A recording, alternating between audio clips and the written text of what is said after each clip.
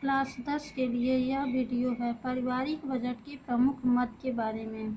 अगर आप लोगों को यह वीडियो अच्छा लगे तो लाइक और सब्सक्राइब अवश्य करें, जिससे हमारा वीडियो आप लोगों तक तुरंत पहुंच सके। आइए हम आप लोगों को बता रहे हैं पारिवारिक बजट की प्रमुख मद। पारिवारिक बजट की प्रमुख मद क्या होती है, इसके बारे में जानकारी दे रहे हैं। पारिवारिक बजट एक आय का अनुमानित लेखा जोखा होता है जो प्रमुख मदों में रखा जाता है, वही पारिवारिक बजट होता है। जैसे कि पहला मद होता है कि भोजन एवं वस्त्र संबंधी सामग्री। परिवार की सबसे पहली मूलभूत आवश्यकता भोजन होती है, इसलिए इस मद को सबसे पहले स्थान पर रखा गया है। इस तथ्य के अनुसार हम यह भी ध्यान में रख सकते हैं कि हमारे जीवन को रखने के लिए भोजन ही बहुत महत्वपूर्ण होता है। दूसरा है वस्त्र। जितना महत्वपूर्ण हमारे जीवन के लिए भोजन है, उतना ही महत्वपूर्ण हमारे जीवन के लिए वस्त्र भी है।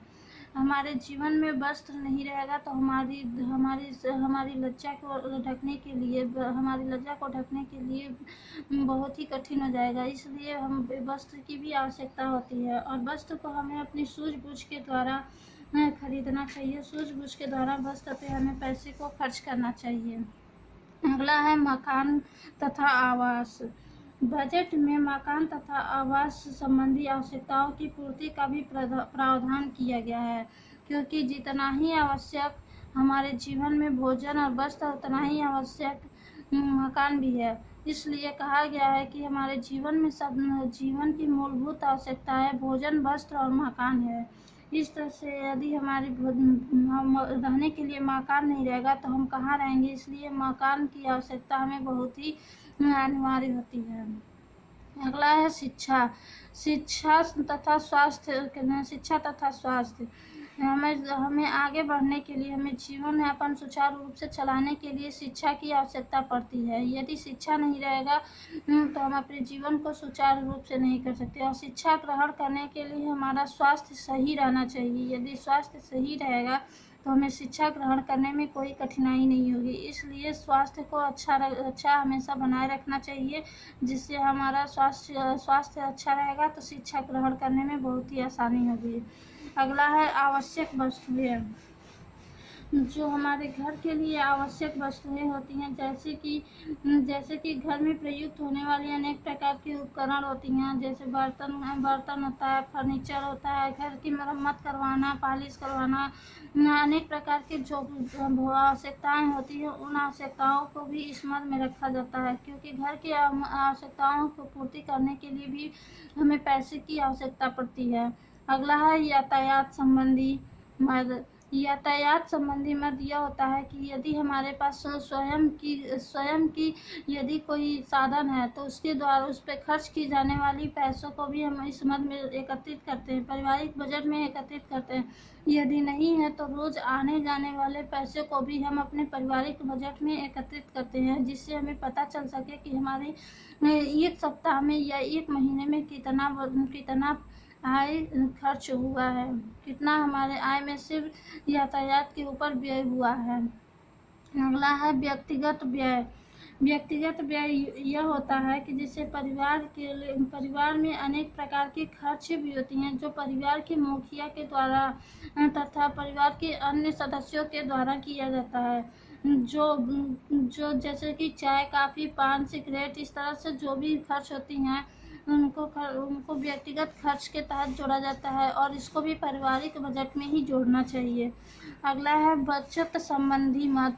और इन सभी आय को एकत्रित करने के बाद जो हमारे एक माह में जितना बचत होता है, इस माह में बचत की हमें बजट बनानी चाहिए। और इस बजट को बनाने से हमें ये पता चल जाता है कि हमारे परिवार में कितनी आय है और कितनी व्यय हो रही है। अगला है बजट बनाने से लाभ। बजट बनाने से हमें कौन कौन सी लाभ प्राप्त हो रही हैं, इसके बारे में हम बता रहे हैं। सबसे पहले है गृहिणियों को लाभ। गृहिणियों को बजट बनाने से बहुत ही लाभ प्राप्त होता है, जैसे कि आय के उचित उपयोग में सहायक हो सकती है, अनावश्यक व्यय पर नियंत्रण में सहायक हो सकती हैं, आय व्यय के संतुलन में सहायक हो सकती हैं, परिवार को ऋण लेने से बचा सकती हैं। परिवार के सदस्यों की आवश्यकताएं अच्छे से पूरी कर लेंगी। बचत में सहायक होगी। सुख शांति की समृद्धि होगी तथा रहन सहन के स्तर को ऊंचा बना सकती हैं। इस तरह से अनेक प्रकार के लाभ गृहिणियों को होती है। अगला है अर्थशास्त्रियों को लाभ। पारिवारिक बजट बनाने का सीधा संबंध अर्थशास्त्रियों से होता है, जिससे अर्थशास्त्री द्वारा विभिन्न परिवारों को बनाए रखने के लिए व्यक्तिगत अध्ययन के विशेष उल्लेख भी करते रहते हैं। जिससे अर्थशास्त्रियों के द्वारा अगर हम पारिवारिक बजट को बनाते हैं तो पारिवारिक बजट बनाने में कोई कठिनाई नहीं होती है। इसलिए हम अर्थशास्त्रियों के अनुसार ही बजट हमें बनाना चाहिए। अगला है समाज सुधारकों को लाभ। प्रत्येक समाज में विभिन्न आर्थिक सामाजिक संस्थाएं व्याप्त होती हैं और आर्थिक सामाजिक संस्थाएं होने के कारण उनमें समाज सुधारक भी होते हैं। जैसे समाज में व्याप्त गरीबी होती हैं, बेरोजगारी होती हैं, भिक्षावृत्ति होती हैं। इस तरह से अनेक प्रकार की जो कठिनाइयां होती हैं यह समाजों में सुधार हो जाता है बजट बनाने से। यह जो है कि भूखमरी जो होती हैं ये समाज में समाप्त हो जाती हैं। अगला है सरकार को लाभ। सरकार को अपनी नीतियों के निर्धारण के अनुसार कार्य करने से, पारिवारिक बजट बना के कार्य करने से आर्थिक दक्षता को समझने में तथा नागरिकों की समस्याओं को सुलझाने में भी लाभ होता है और जिससे हमारे देश से गरीबी दूर हो सकती है। अगला है पारिवारिक बजट को बनाने के नियम। पारिवारिक बजट को बनाने के लिए कौन कौन से नियम होते हैं इसके बारे में हम बता रहे हैं। कुल आय का सही ज्ञान होना चाहिए। जो पारिवारिक बजट होती हैं उनका कुल आय में हमारे महीने में कितनी आय होती है इसके बारे में सही जानकारी यदि प्राप्त रहेंगी तो बजट बनाने में कोई भी कठिनाई प्राप्त नहीं होगी। दूसरा है मूलभूत आवश्यकताओं का निर्धारण होना। यदि मूलभूत आवश्यकताओं का ही निर्धारण करेंगे कि हमारे लिए ये आवश्यकताएं बहुत ही महत्वपूर्ण हैं, इसकी पूर्ति किए बिना कार्य नहीं चलेगा, तो यदि हम उसके निर्धारण के अनुसार किसी कार्य को करेंगे, पारिवारिक बजट को बनाएंगे तो हमें हमारी आय के अनुसार ही व्यय होगा और उसके अनुसार हम अपने कार्यों को आसानी से कर लेंगे। अगला है बचत की व्यवस्था। हम यह देखें कि हमारी आय के अनुसार हमारी बचत कितनी हो रही है। अगर बचत के अनुसार हम कार्यों को करेंगे तो बहुत ही अच्छा बनेगा, पारिवारिक बजट बहुत ही अच्छा होगा। अगला है आकस्मिक आवश्यकताओं के लिए व्यवस्था।